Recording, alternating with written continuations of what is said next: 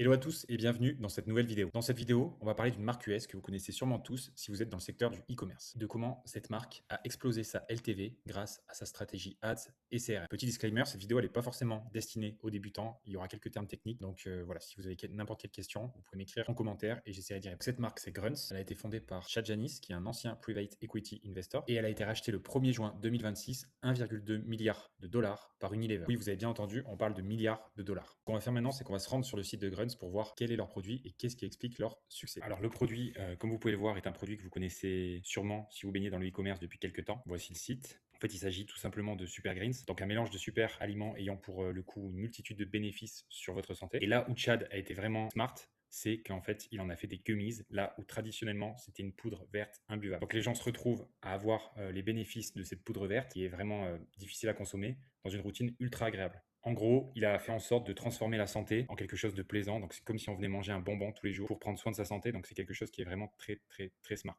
Et c'est d'ailleurs ce qui explique en partie le succès de la marque, hein, tout simplement. Parce que Grunts, en fait, ça devient un plaisir, un rituel qu'on ne veut pas manquer dans sa journée, à la place d'être une corvée. Et Grunts a été créé, en fait, dans le but de remplacer AG1, qui est une célèbre marque aussi aux US. On peut aller la voir, d'ailleurs. Qui sont là depuis à peu près une dizaine d'années. Donc, ils vendent exactement le même produit, mais dans un autre format. D'ailleurs, petite parenthèse, mais si vous choisissez un produit winner demain, il faut que ce produit respecte certains critères qui feront de lui un winner ou non, comme la croissance du marché, est-ce qu'il répond à un problème, la marge brute sur votre produit, la taille de votre produit pour le shipping, le total addressable market pour pouvoir scaler correctement, la récurrence, le format, et est-ce qu'il s'adresse majoritairement à un public féminin ou non. Car on sait qu'aujourd'hui, c'est plus facile de marketer des produits à des femmes. Et tout un tas d'autres critères que je pourrais détailler dans une vidéo si vraiment ça vous intéresse. Car Grunts a pu réussir à faire ce type d'exit parce qu'il l'a fait avec le bon véhicule, à savoir le bon produit. Mais revenons à nos moutons. Là où Grunts a été très bon, c'est qu'ils ont réussi à atteindre très rapidement la barre des 100 millions par mois. Et ça en moins de 3 ans. Là où leur concurrent principal, AG1, a mis plus de 10 ans à le faire. D'ailleurs, comme je le disais tout à l'heure, Grunts, ils se construisent en opposition à AG1 et c'est quelque chose de très smart.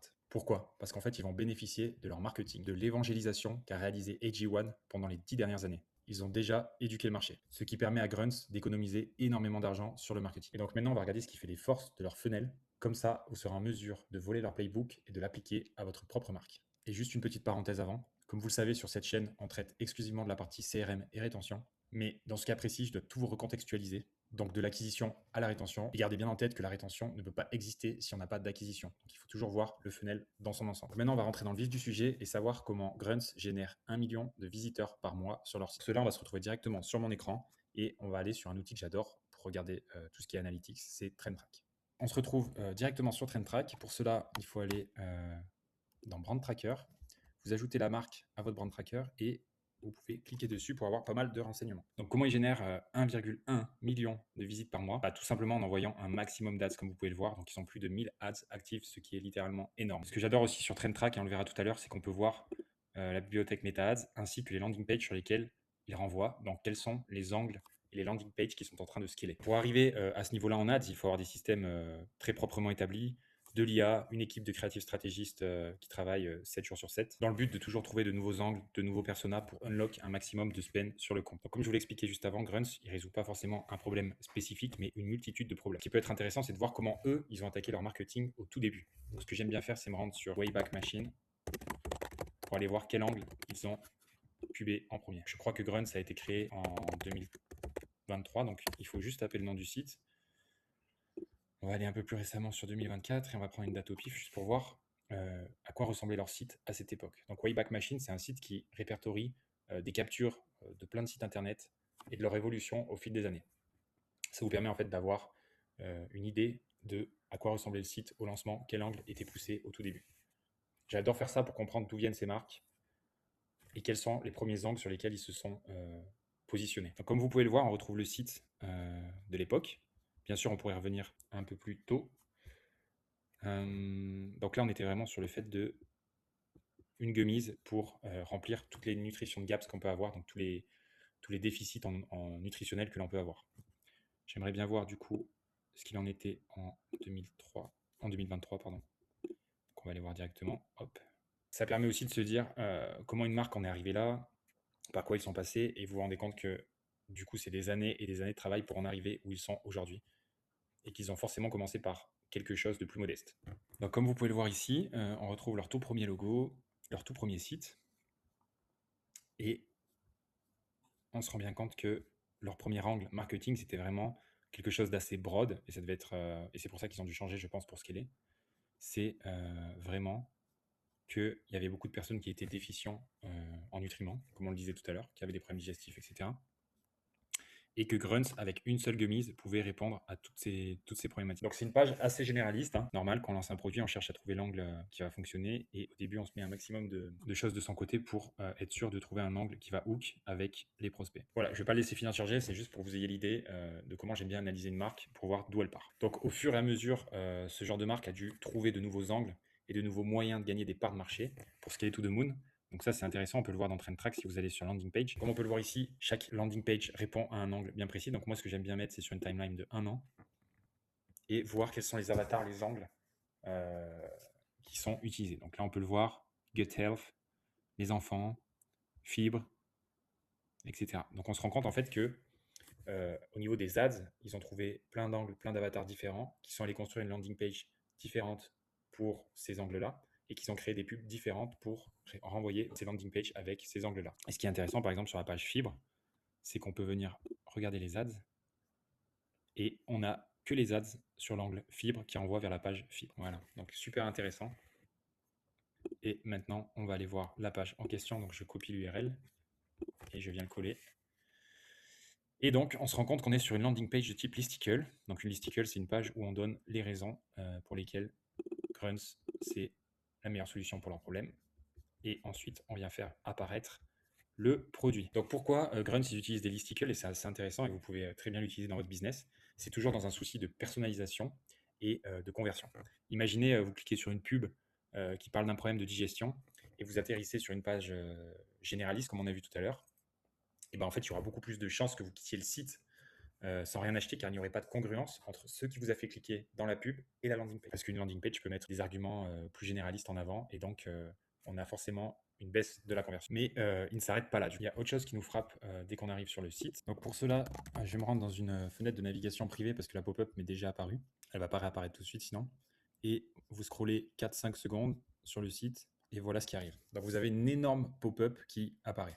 Et cette pop-up, c'est l'une des clés de leur rentabilité. Aujourd'hui, il est presque impossible d'être rentable en ads pour la plupart des marques aux US. Donc, ils misent tout sur la LTV pour rentabiliser leur trafic. Aux US, vous êtes en concurrence avec des marques qui ont des systèmes très bien établis. Une LTV très forte qui leur permet d'acquérir des clients à perte ou break-even, car ils savent très bien qu'ils vont le rentabiliser après grâce à leur LTV. Et avec la hausse des CPM, CPA et CPC, due à une concurrence de plus en plus forte, c'est malheureusement de plus en plus le cas. Il y a même des D2C qui vivent sur des levées de fonds, c'est-à-dire qu'ils lèvent des fonds, ils le brûlent au maximum dans les ads pour acquérir de nouveaux clients sans regarder le CPA.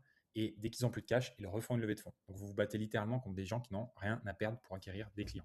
D'ailleurs, je crois qu'il y a une marque en France qui fait ça, c'est la marque Bonjour. Et leur but, c'est pas forcément d'être rentable sur le premier achat ni sur le deuxième. Donc on estime que 1 à 2% du trafic qui vient sur votre site est susceptible d'acheter. Le problème, c'est que vous payez 100% du trafic, qu'il achète ou non. Et comme je vous l'ai dit, vous êtes en concurrence avec des personnes qui sont prêtes à gagner l'enchère publicitaire à n'importe quel prix. Par contre, une pop-up de ce style, suroptimisée, peut réussir à atteindre, dans le meilleur des cas, 20% de taux d'opt-in. Donc en fait, Grunts, là où ils ont été malins, c'est qu'ils ont compris que tout le monde n'achète pas lors de sa première visite et que la grande majorité des prospects ont besoin d'être éduqués sur votre produit avant de passer à l'achat. Et donc c'est grâce à cette pop-up qu'ils s'assurent de récupérer leurs dépenses publicitaires. Comme on peut le voir ici, ils utilisent une offre ultra agressive qui a donc moins 52% plus la livraison gratuite, que vous pouvez également retrouver sur leur site. Donc comme vous avez pu le voir, le form il est apparu au bout de 4 à 6 secondes après que la page soit chargée.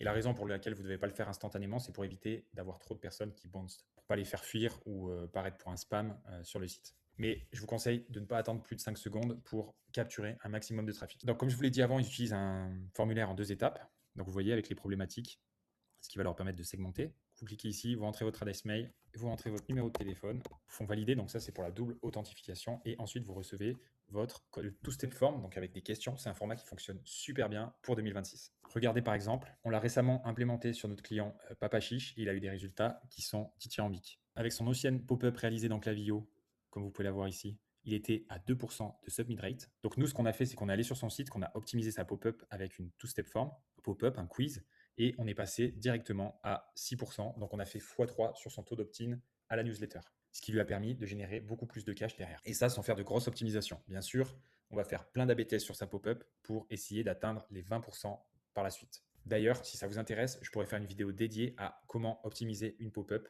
et quels sont les A/B tests à faire qui ont le plus de levier pour votre pop-up. Mais si vous deviez garder une chose en tête au cours de cette vidéo, c'est que ce qui va fondamentalement faire doubler ou tripler votre taux d'opt-in, ça va être l'offre que vous allez proposer sur la pop-up. Pourquoi les pop-up de ce type fonctionnent bien? Le prospect, ils se sont compris, le quiz paraît personnalisé pour lui et du coup, ça lui paraît très simple. Bien sûr, ils ne savent pas encore qu'ils vont devoir entrer et leur email et leur numéro de téléphone pour obtenir leur réduction. Mais généralement, sur ce type de pop-up, on obtient un taux d'opt-in qui est 3 fois plus haut. En plus, ce qui est intéressant, c'est qu'en fonction de leurs réponses, les prospects vont être tagués et vont recevoir une séquence, un flow totalement personnalisé à leur problématique, ce qui va, vous en doutez, permettre une meilleure conversion. D'ailleurs, comme vous avez pu le voir sur leur pop-up, ils séparent vraiment la capture de l'email du SMS pour toujours plus augmenter leur taux de conversion. Donc on voit clairement que Grunts met énormément d'énergie sur sa stratégie rétention CRM. Donc cette pop-up, c'est tout simplement une masterclass qui est sûrement le résultat de centaines d'A/B tests et qui leur permet, entre autres, maintenant de rentabiliser leur ad spend, même si, bien sûr, ce n'est pas la seule chose.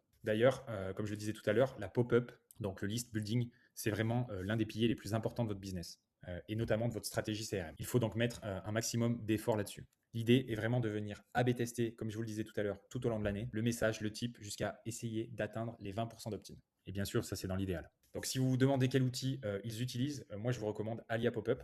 Donc celui-là, c'est ce qu'ils utilisent d'ailleurs, hein, comme vous pouvez le voir. C'est vraiment pour moi l'outil numéro 1 pour les pop-up sur Internet. Je vous mettrai le lien en description. C'est un outil qui est assez cher, mais franchement, le ROAS est quasi instantané. Parce que forcément, si demain vous faites x3 sur votre taux d'opt-in, vous faites potentiellement x3 sur votre CA également. Parce que vous avez une base de prospects beaucoup plus importante et du coup, vous pouvez envoyer le même nombre de mails et faire beaucoup plus d'argent. Une fois que vous avez rentré votre email et votre SMS dans la pop-up de Grunts, vous êtes terminé. Grunts va littéralement vous spammer. Il vous envoie 1 à 2 messages éducatifs tous les jours sur toutes les channels, SMS et email. Alors vous demandez pourquoi ils sont si agressifs. Tout simplement parce que lorsqu'une personne donne son mail ou son numéro de téléphone, à ce moment-là, elle est très très très chaude. Et d'ailleurs, si vous y réfléchissez bien, ils ne seront jamais aussi chauds qu'à ce moment. Grunts préfère spammer et convertir un maximum de personnes sur cette petite fenêtre de tir, plutôt que d'en envoyer moins, de perdre votre intérêt et potentiellement perdre des prospects au profit de la concurrence comme AG1. Maintenant, on va se pencher sur leur mail. On va se retrouver directement sur mon écran pour les regarder. Comme je vous l'ai dit, maintenant, on va se pencher sur leurs emails. On va juste reprendre un petit peu le tunnel dans son ensemble pour que vous voyez bien. On a les ads qui renvoient vers des landing pages. Et comme je vous l'ai dit, par rapport aux ads, ils ont beaucoup d'ads parce qu'ils ont beaucoup d'angles, beaucoup de personas. Chaque angle a une listicle qui est assignée à lui. Donc ça, c'est la générale. Ça, c'est Nutrition Support, vous voyez, avec différents arguments. Ça, c'est la perte de poids, avec différents arguments, des tableaux, etc. Ça, c'est pour les enfants. Cette listicle, c'est protéines.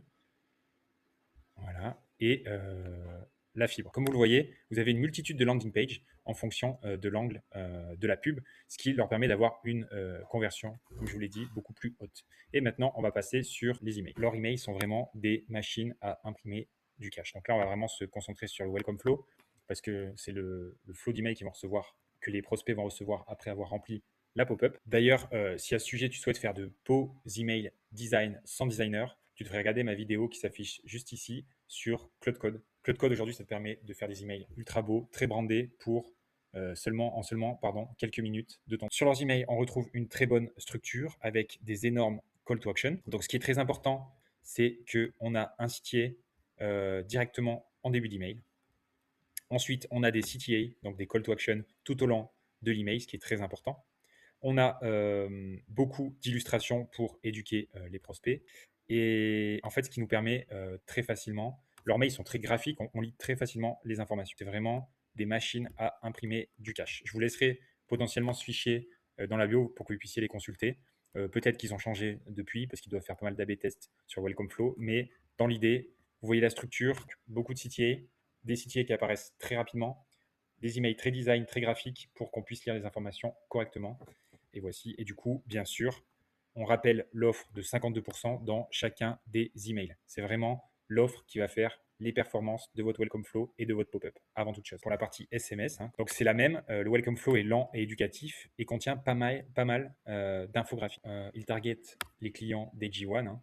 Donc dans chacun des messages, ils expliquent pourquoi ils sont mieux que la concurrence de manière indirecte. Donc chaque message qu'ils envoient contient l'offre. Donc c'est très important de rappeler l'offre. Il ne faut pas hésiter à la rappeler dans chacun des messages du Welcome Flow. En termes de rythme, c'est un email à 2 emails par jour pendant plus ou moins 4 jours. Chaque email du coup est beau, est clair et rempli de CTA. Chaque email rappelle l'offre en début d'email et c'est très important. Ils utilisent beaucoup d'infographies, ils éduquent beaucoup sur le produit et rajoutent du coup un max de social proof à chaque fois. Je pense que ça aurait pu être aussi très pertinent d'avoir le mot du fondateur. Moi, c'est ce que j'aime bien faire dans les Welcome Flow, mais bon, s'ils l'ont pas fait, j'imagine que c'est le résultat de milliers d'AB tests, donc pas de problème. Mais c'est vrai que ça permet de donner un petit côté humain et de créer vraiment une relation avec le prospect. Et bien sûr, du coup, des CTA qui couvrent un maximum l'email, comme je le disais tout à l'heure. Donc, c'est une masterclass. Il y a aussi quelque chose que vous pouvez faire. On peut aussi se retrouver sur TrendTrack et ils ont rajouté la petite fonctionnalité email ici. Ils ont envoyé, il y a 146 emails qui sont répertoriés dans TrendTrack et ils en envoient 66 sur les 90 derniers jours, à peu près 5 par semaine, sans compter les flows. Donc c'est quand même énorme. Donc, ici, vous pouvez avoir le calendrier détaillé des mails qu'ils envoient par jour. Comme vous voyez, ils en envoient beaucoup, beaucoup, beaucoup. Et vous pouvez même regarder les mails qu'ils envoient. Donc, on retrouve exactement les mêmes patterns qu'on a vus. Si on prend celui-là, par exemple, le CTA avec l'offre dès la première partie du mail, beaucoup de réassurance, des infographies pour lire facilement les informations et de la réassurance encore. Donc voilà, vous avez une banque d'emails sur lesquels vous pouvez vous inspirer pour communiquer sur votre marque. En ce qui concerne le flow SMS, ils envoient l'offre à J1 et entre J2 et J5, il y a beaucoup d'éducation, de témoignages, nous versus les autres, etc., etc. Sur les premiers, on remarque qu'il y a beaucoup d'infographies et sur les derniers, on est plus en plain text. Comme je vous le disais, du coup, la suite, c'est des campagnes journalières pour miser sur la rétention, comme on a vu dans TrendTrack. Une fois que tu es dans le funnel, il te garde engagé un maximum en t'envoyant des campagnes SMS et newsletter tous les jours. D'ailleurs, je vous en parle maintenant, mais ils utilisent un outil qui est très intéressant qui s'appelle Zaymo, qui permet en fait tout simplement de s'abonner ou d'acheter directement dans l'email.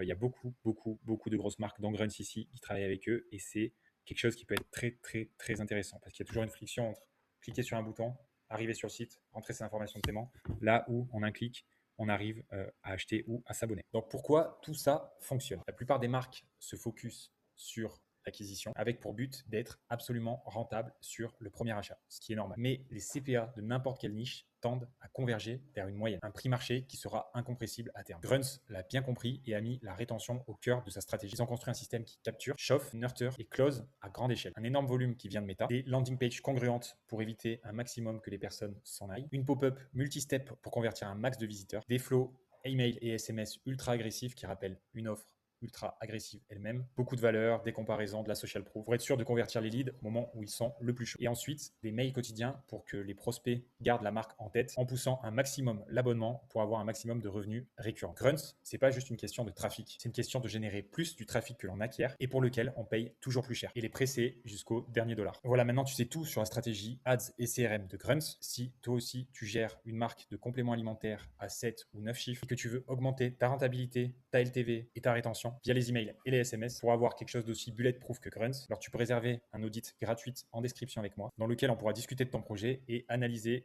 ta stratégie actuelle. Et bien sûr, je te ferai quelques recommandations totalement gratuites et si tu veux aller plus loin, on pourrait être amené à travailler ensemble. Si tu as aimé cette vidéo, je te laisse mettre un like et t'abonner et me dire en commentaire quelles sont tes questions ou ce que tu aimerais voir plus tard sur cette chaîne. D'ici là, j'espère que vous ferez un maximum d'argent et je vous dis à très bientôt pour la prochaine vidéo.